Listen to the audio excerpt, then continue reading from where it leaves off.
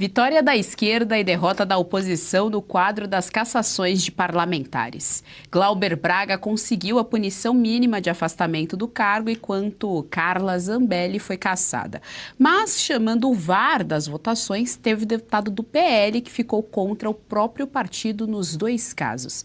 É isso, Victor Salina. Boa tarde.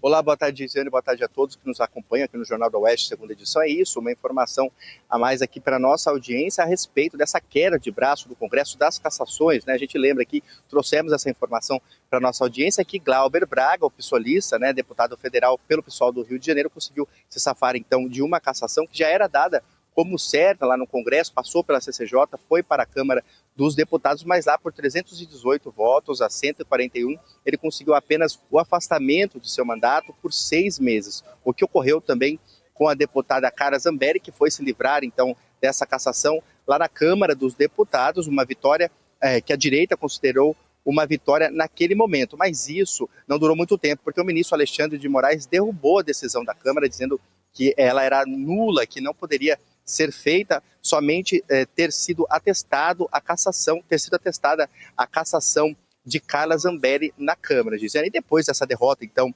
da oposição e da vitória da esquerda, nesses dois casos de cassação, é claro que o que ficou em evidência foram os votos, né, dos deputados, dos parlamentares, nesses dois casos. E aí o que os eleitores estão cobrando, então, bastante nas redes sociais, são os votos do PL, né, o partido de Carla Zambelli e o partido do ex-presidente Jair Bolsonaro. 7 deputados do PL votaram a favor de Glauber Braga e um deles votou contra Carla Zambelli. Dizendo, nós temos a lista aqui para a nossa audiência, os deputados que votaram, então, a favor de Glauber Braga, né? Altineu Cortes, do PL do Rio de Janeiro, ele é vice-presidente da Câmara dos Deputados, número 2, Hugo Mota, também Bibo Nunes, do PL do Rio Grande do Sul.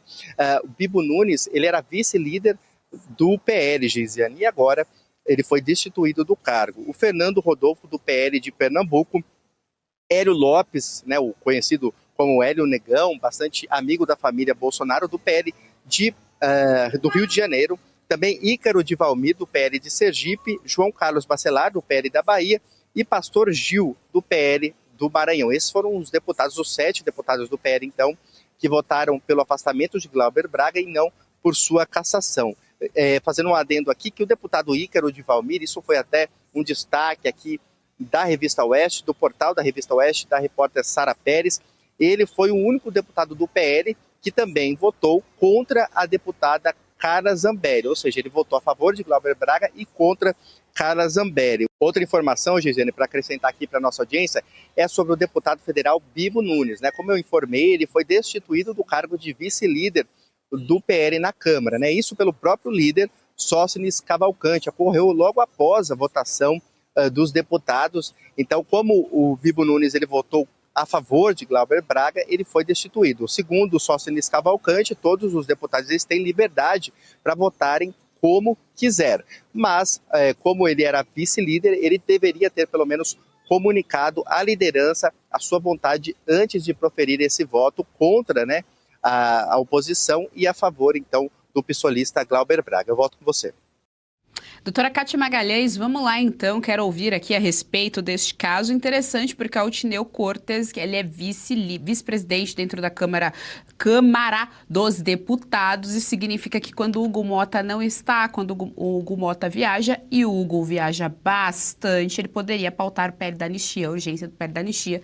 Nunca fez absolutamente nada disso, talvez tenhamos agora aí a justificativa por meio aí dessa votação, né, votando, portanto, contra, aliás, a favor, né, do Glauber Braga, já que você, na prática, é isso que acontece, né, você vota a favor da esquerda e ignora completamente toda a sua própria base eleitoral.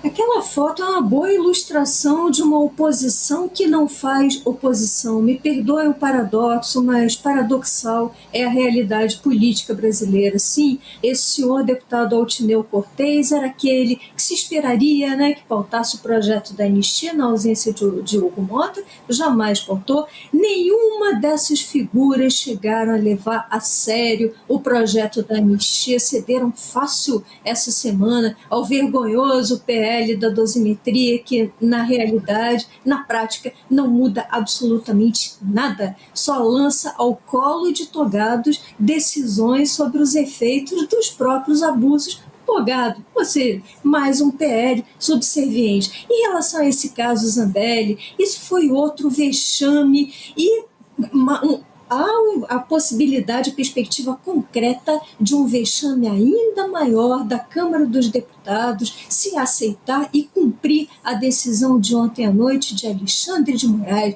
que cassou na canetada, cassou um mandato parlamentar, cassou de ofício, cassou contrariando o artigo 55 da Constituição, que prevê que nos casos do inciso 6, ou seja, nos casos de condenação criminal transitada em julgado, como foi o caso Zambelli, nesses casos cabe à Câmara, cabe à Casa Legislativa e tão somente a ela o poder de deliberar sobre a cassação do mandato.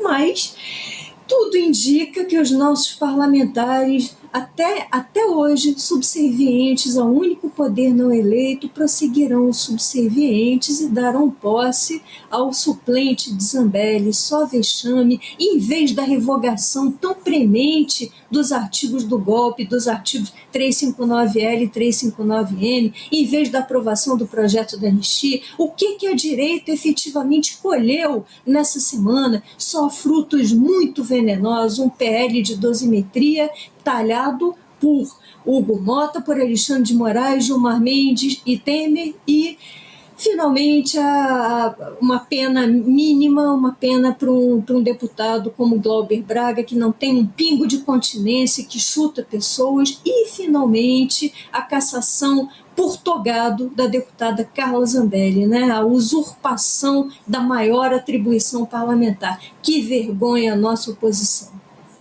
Serrão, eu também quero te ouvir a respeito, então. Nós temos 7 deputados do PL que votaram favoráveis ao Glauber Braga. Dentre eles, Altineu Cortes, que é o vice-presidente da casa. Chama atenção também o Hélio Lopes. O Hélio Lopes, que ontem mesmo, por exemplo, estava em frente ao condomínio do ex-presidente Jair Bolsonaro, rezando ali pela vida dele. Ele sempre está fazendo vídeos nesse sentido, sempre se colocou como um grande amigo do Jair Bolsonaro. E o Bibo Nunes, que era o vice-líder da oposição dentro do Congresso. O Ícaro Valmir, ele conseguiu ir além de votar favoravelmente ao caso do Glauber Braga. Ele é o deputado lá de Sergipe do PL que também votou contra a Carla Zambelli. Pois é, isso tudo é um monte de contradição esquisita, mas vamos tentar explicar o explicável e o inexplicável. A gente tem que lembrar aqui que eu e a Kátia Magalhães sempre fomos vozes que defenderam a única medida para resolver a bagaça toda, que seria a revogação dos artigos 359L e M da Lei do Estado Democrático de Direito. Se isso fosse revogado, e a Câmara poderia ter feito isso, ter feito uma grande campanha para tratar disso, não precisava de anistia, não precisava de PL, de dosimetria, de coisa nenhuma. O crime teria acabado, porque basear o crime em tentativa é uma forçação de barra. E isso é o que está escrito nessa lei estúpida, que tinha que ter sido revogada, mas o parlamento não fez. Isso seria o certo. Então vamos tentar explicar o que aconteceu ontem. Esses 7 parlamentares aí, eles votaram pela suspensão do Glauber Braga e não pela cassação, porque na visão deles seria exagerada a cassação pelo crime que o cara cometeu ou pela irregularidade que ele cometeu. Esse é um ponto. O que deve causar a cassação de um mandato parlamentar? Era isso que a Câmara tinha que discutir com mais seriedade, para a gente ter clareza efetiva sobre as situações, né? E não o que temos hoje. Eu não gosto do Glauber, caço ele. Eu não gosto do deputado, o PT não gosta do cara da direita, caça ele. É isso.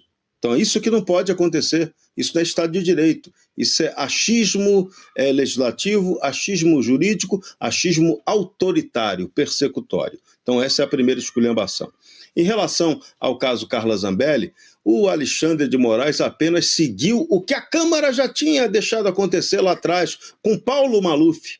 Então, estamos seguindo aí a jurisprudência que o parlamento brasileiro permite que ocorra. Está escrito na Constituição uma coisa, o parlamento faz outra e depois reclama quando perde. Perdeu, sofreu uma derrota vergonhosa e o caso da Carla Zambelli, a única esperança agora é que pelo menos essa decisão sensata da Câmara em relação à preservação do mandato dela, que não vai valer, mas pelo menos que chame atenção para a Itália de que ali houve um crime, um caso de perseguição política e que a Itália dê o asilo a Carla Zambelli. Porque se ela continuar presa lá ou aqui, ela vai morrer. Ela não tem estrutura mental, psicológica para aguentar uma cadeia, ainda mais por um crime que ela não cometeu.